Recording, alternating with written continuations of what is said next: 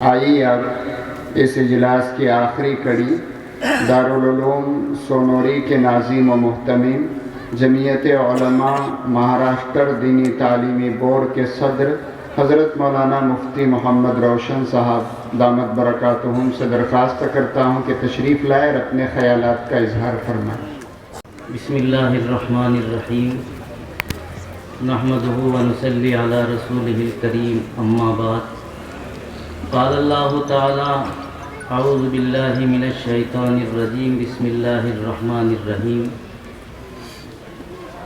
اقرأ باسم ربک الذی خلق، قال اللہ تعالی فی موضع آخر الرحمن علم القرآن، قال النبی صلی اللہ علیہ وسلم طلب العلم فریضۃ علی کل مسلم، او کما قال علیہ الصلاۃ والسلام۔ آج کے ہمارے اس اجلاس کے سرپرست اور جمعیت علماء مہاراشٹر کے صدر حضرت اقدس مولانا حافظ محمد ندیم صدیقی صاحب دامت برکاتہم، اور آج کے اس اجلاس کے صدر مخدوم گرامی حضرت اقدس مولانا حبیب الرحمن صاحب دامت برکاتہم، صدر جمعیت العلماء مراٹھواڑہ، اسی طرح ہمارے مولانا محمد ذاکر صاحب جنرل سیکرٹری جمعیت العلماء مہاراشٹر، اور ہمارے بابا جانی صاحب تیور خان پٹھان صاحب، اور ہماری مراٹھواڑہ کی مجلس منتظمہ اور اپنے دینی تعلیمی بورڈ کی مجلس عاملہ اور جمعیت کے دیگر اراکین، میرے بھائیوں، دوستوں اور بزرگوں، آپ بڑی دیر سے کئی حضرات کی تقریریں سماعت فرما رہے تھے، سبھی ماشاءاللہ بڑی کام کی باتیں بیان فرما رہے تھے۔ مجھے جو ہے صدر محترم نے یہ حکم دیا ہے کہ دینی تعلیم پر میں بات کروں۔ آج ہمارا دینی تعلیمی بورڈ مہاراشٹر کا یہاں پر مجلس عاملہ کا اجلاس تھا، تقریباً 2.5 سے 3 گھنٹے وہ اجلاس چلتا رہا۔ اس اجلاس کے اندر بڑی اہم باتیں طے ہوئی، اور امت مسلمہ کن حالات میں زندگی گزار رہی ہے وہ بھی، اس کا بھی جائزہ لیا گیا۔ پھر آگے ہم کو کیا کرنا ہے وہ بھی لاہے عمل تیار کیا گیا، تجاویز پاس ہوئی۔ میرے بھائیوں، دوستوں، دینی تعلیم کا مسئلہ اہم ترین مسئلہ ہے۔ اہم ترین مسئلہ میں اس لیے کہہ رہا ہوں کہ جس کو ہمارا مالک، خالق، سارے جہاں کا پالنے والا جس چیز کو وہ اہم ترین کہے تو اس میں کوئی گنجائش ہی نہیں کہ ہم اس کے اندر کسی قسم کی کمی کریں۔ اس کو ہمیں اہم ترین سمجھ کر ہمارے زندگی میں اس کو اول نمبر دینا ضروری ہو جاتا ہے۔ اگر ہم نے فرض کو فرض کی جگہ پر نہیں رکھا، واجب کو واجب کی جگہ پر نہیں رکھا، سنت مؤکدہ کو سنت مؤکدہ کے جگہ پر نہیں رکھا، سنت غیر مؤکدہ کو سنت غیر مؤکدہ کے جگہ پر نہیں رکھا، اور مستحب کو مستحب کی جگہ پر نہیں رکھا، تو میرے بھائیو دوستو، یہ ایک طرح کی دین میں تحریف ہے۔ ہم کو فرض کی جگہ پر ہی رکھنا پڑے گا۔ تو آپ اس سے اندازہ لگائیے دینی تعلیم کا کہ جو قرآن کریم نازل ہوا تو اللہ نے پہلے یہ حکم نہیں دیا کہ نماز پڑھو، روزہ رکھو، حج کرو، زکوٰۃ دو۔ سب سے پہلا جو حکم اللہ کی طرف سے ہمارے لیے آیا ہے وہ آیا ہے اقرا، پڑھو، تعلیم حاصل کرو۔ اب ہم جو ہے اپنے زندگی کا جائزہ لیں کہ ہم نے تعلیم کو کون سے نمبر پر رکھا۔ اسی طرح قرآن کریم کے اندر ایک سورت ہے سورہ رحمان، سورہ رحمان کے اندر 31 مرتبہ فَبِأَيِّ آلَاءِ رَبِّكُمَا تُكَذِّبَانِ ہے۔ بھائی ایک مرتبہ کہنے سے بھی کام چل جاتا تھا، آپ بھی کبھی غور کرتے ہیں یہ بار بار فَبِأَيِّ آلَاءِ رَبِّكُمَا تُكَذِّبَانِ فَبِأَيِّ آلَاءِ رَبِّكُمَا تُكَذِّبَانِ، یہ بار بار امام صاحب کیوں پڑھ رہے ہیں نماز کے اندر؟ خیال تو آتا ہوگا نا ایسا۔ تو اس صورت کے اندر اللہ تعالیٰ نے اپنی نعمتوں کی لسٹ بنائی ہے، نعمتوں کی فہرست بنائی ہے۔ اللہ تعالیٰ ایک نعمت کا تذکرہ کرتے ہیں اور پھر کہتے ہیں اے میرے بندو میری کون کون سی نعمتوں کو تم جھٹلاؤ گے، پھر نعمت کا تذکرہ کرتے ہیں اور پھر فرماتے ہیں فَبِأَيِّ آلَاءِ رَبِّكُمَا تُكَذِّبَانِ، اے میرے بندو تم میری کون کون سی نعمتوں کو جھٹلائیں گے۔ یہ ایسی نعمتوں کی لسٹ ہے اس کے اندر، لیکن اس لسٹ میں جو ہے سب سے پہلے اللہ تعالیٰ نے جس نعمت کا ذکر کیا ہے اور سب سے اوپر اول نمبر پر جس نعمت کو اللہ نے رکھا ہے وہ ہے الرحمن علم القرآن۔ رحمان وہ ہے جس نے قرآن کی تعلیم دی، پھر اس کے بعد میں دوسری نعمتیں اس کے نیچے ہے۔ ابھی آپ اس پر دیکھ رہے ہوں گے کہ زیر صدارت حضرت مولانا حبیب الرحمان صاحب، اور پھر اس کے نیچے جو ہے تو اور علماء کے نام ہیں۔ تو یہ قرآن کو بھی جب دیکھتا ہوں تو ایسا لگتا ہے کہ زیر صدارت قرآن کے تعلیم دوسری نعمت ہے۔ زیر صدارت کون سی نعمت؟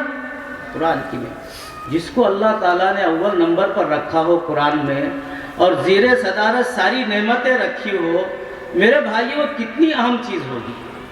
لیکن آج ہمارا ماحول یہ ہے میرے بھائیوں کہ اس تعلیم سے ہماری نسلیں اور ہم محروم ہیں۔ میں نے آپ کے سامنے ایک حدیث پڑھی، اس حدیث کے اندر اللہ کے رسول صلی اللہ علیہ وسلم فرما رہے ہیں کہ علم کا طلب کرنا فرض ہے اور فرض کو چھوڑنا حرام ہے۔ جب وہ علم حاصل نہیں کرے گا تو جاہل رہے گا۔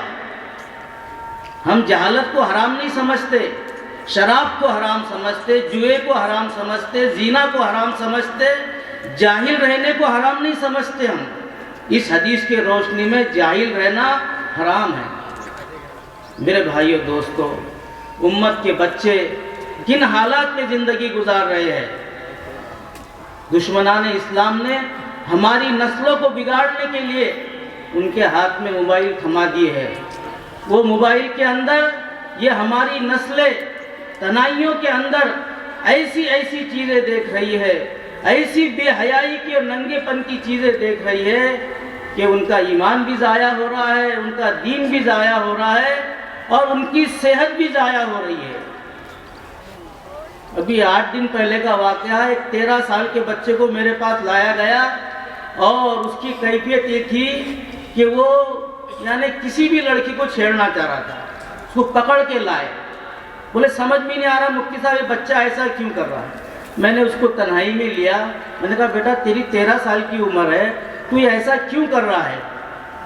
اس نے مجھے چپکے سے کہا کہ مفتی صاحب میں نے فلاں گندی فلم موبائل کے اندر دیکھا ہوں، اس کے بعد سے میرا ہجان ایسا ہو گیا ہے کہ کس پر بھی ہاتھ ڈالنے کو طبیعت چاہ رہی ہے۔ یہ میرے بھائیو ابھی سامنے ایک کیس آئی ہے، اندر کتنی کیسیں ہو رہی ہے وہ اللہ ہی جانے۔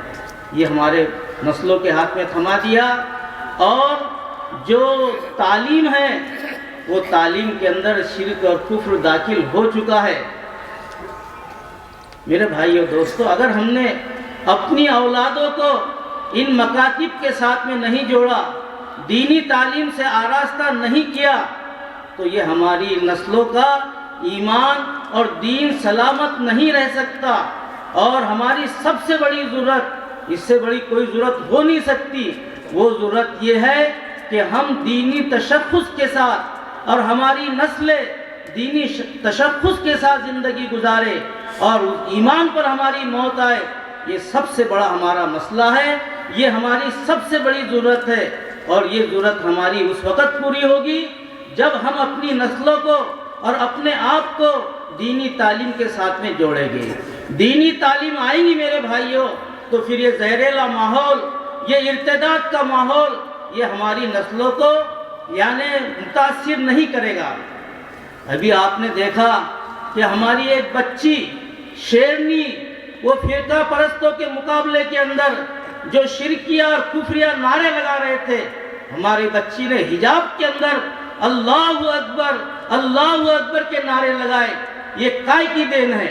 میں قسم کھا کے کہہ سکتا ہوں، اس بچی کا جائزہ لو، وہ بچی مکتب میں پڑھی ہوئی ہوگی تبھی اس کے اندر یہ جذبہ پیدا ہوا۔ کیا آپ چاہتے ہیں کہ ہمارے بچے اور ہماری بچیاں اسی جذبے کے ساتھ میں زندگی گزارے، وہ ان سے متاثر نہ ہوں بلکہ اپنے ایمان کی اور وحدانیت کے نعرے لگائے؟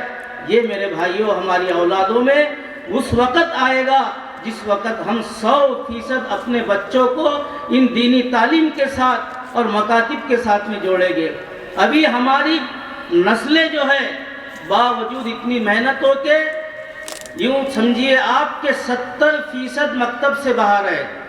جو لوگ کہتے ہیں نا مکتب میں کہ 100% بچے آ رہے، ہمارا مثالی مکتب ہے، ہمارا منظم مکتب ہے، میں ان سے پوچھتا ہوں کہ آپ کے محلے میں کتنے مکان ہیں؟ تو وہ کہتے ہیں کہ 100 مکان ہیں۔ بچے کتنے آ رہے مکتب میں؟ تو کہ 100 بچے آ رہے۔ خوش ہیں ہم کہ 100 مکان ہے، 100 بچے آ رہے، 100% بچے آ رہے، ہم ایسا سمجھتے ہیں۔ بھائیوں، میں لگ بھگ 15 سال کے عرصے سے اس مکاتب کے اندر ہوں۔ میرا سروے یہ ہے کہ اگر 100 مکان کہیں پر ہے تو اس کے اندر پڑھنے والے 300 بچے ہیں۔ کتنے بچے ہیں؟ ایک گھر کا 3 کا اورج آتا ہے، تو 100 گھر اگر ہے تو 300 بچے مکتب میں آنا چاہیے۔ وہ 200 بچے جو مکتب میں نہیں آ رہے، ہم نے بزبان حال یہ کہا کہ تم جو ہے جاؤ، تم کو ہم یہود و نصارہ کے حوالے کرتے ہیں، تم کو ہم شرک اور کفر کے حوالے کرتے ہیں۔ یہ ہمارا عمل بتا رہا ہے۔ میرے بھائیوں دوستو، ابھی جو ہمارا اجلاس ہوا عاملہ کا، اس کے اندر ایک بات یہ طے ہوئی کہ 21 رجب سے 30 رجب تک دینی تعلیمی بیداری مہم کا عشرہ منایا جائے گا۔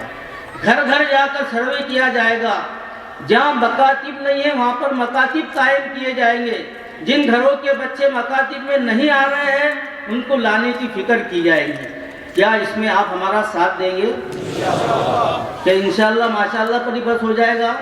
یہ مسئلہ کون سے نمبر کا ہے بچوں کے دینی تعلیم کا؟ بولیے۔ 1 نمبر کا مسئلہ ہے۔ 70% بچے ہمارے باہر ہیں، تو کیا ہم نے اس کو 1 نمبر پر رکھا میرے بھائیوں؟ اس لیے میں اس مجلس کے اندر آپ حضرات سے عہد لینا چاہتا ہوں کہ یہ جو عشرہ منایا جائے گا 21 رجب سے 30 رجب تک کا، ہم انشاءاللہ پورا اس میں ساتھ دیں گے۔ کون کون ساتھ دے گا؟ ہاتھ میں اٹھا کے کھڑے رہ جاؤ ذرا، ہمارے صدر محترم سارے ذمہ دار دیکھے۔ اور یہ کھڑے ہونا میرے آواز پر نہیں ہے، یہ اللہ کی آواز پر ہے۔ اقرأ بسم ربک الذی خلق۔ اللہ آپ کے کھڑے رہنے کو قبول فرمائے۔ تشریف رکھیں۔ جزاک اللہ خیرہ۔